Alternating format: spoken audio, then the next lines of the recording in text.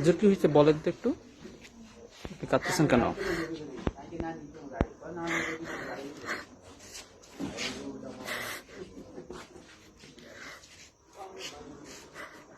হুজুর বলেন কি হয়েছে একটু বলেন। আমি জুমার নামাজ পড়ছি, জুমার পড়ার পর আমার যে যার মেয়ের বিয়ে হে আমারও কইছে যে হুজুর আপনি আসেন আমার মেয়ের বিয়ে পড়াইতে।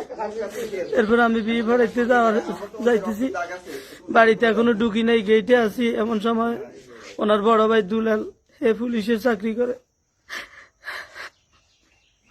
সে আমারে দেখি, আমি তারে সালাম দিছি, সে সালামের জবাব দেয় না, আমারে বলতেছে হে দাঁড়া, খাড়া এখানে খাড়া। এরপরে সে আমারে বলতেছে যে তুই এই এলাকায় চাঁদা কালেকশন করছ। আমি কইলাম যে কিসের চাঁদা কালেকশন করি? কয় তুই চাঁদা কালেকশন করছ। আমি কই কিসের চাঁদা বলেন?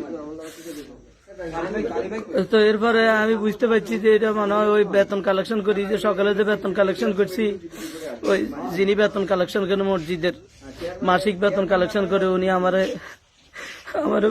বলছে যে আপনি আমার সাথে একটু চলেন, আজকে শুক্রবার মক্তব যেহেতু নাই, ইসলামী ফাউন্ডেশনের কোনো শিক্ষাও যেহেতু নাই, আপনি আমার সাথে একটু চলেন।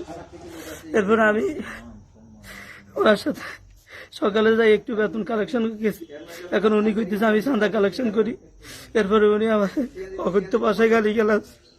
উনি আমার বলতেছে যে তোর হাত পা ভাঙ্গি লোঁচা করে ফেলবো, তুই আমার চিনো আছে, আমি পুলিশ বিভাগে চাকরি করি।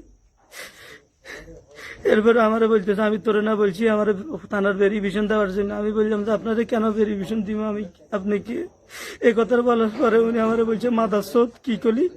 এই কথা বলি না আমার মুখের মাঝে, হাতে, গালে আর কানের মাঝে অনেক স্পিডে দুইটা থাবুর দিয়েছে। আমি একবারে সেখানে বসে গেছি থাবুর। এরপরে আমার অন্যরা ধরি আমার সান্ত্বনা দিয়েছে যে হুজুর আপনি অত ধৈর্য হইয়েন না। এখন আমি কানও শুনি না, এমন অবস্থা, এমন কঠিন অবস্থা। এরপরে সে আমারে বলতেছে আমি নাকি গ্রুপিং করি। আমি বললাম যে কিসের গ্রুপিং? এরপর উনি তুই জঙ্গি এই সেই। আমি বললাম যে আপনি ভাই কি বলেন এগুলি? কয় তুই জঙ্গি। আমি কই আপনি এমন কোন তথ্য যদি পান তাহলে আমাকে নিয়ে নেন, আমি প্রস্তুত আছি, আপনি আমাকে থানাতে নিয়ে নেন, আপনি আমার অ্যারেস্ট করেন, কিন্তু আপনি এগুলো কি বলতেছেন? এরপরে উনি আমার মাথা খারাপ গালি গালাজ, অকথ্য ভাষা গালি গালাজ প্রয়োগ করছে। এরপরে আমি চলে এসেছি।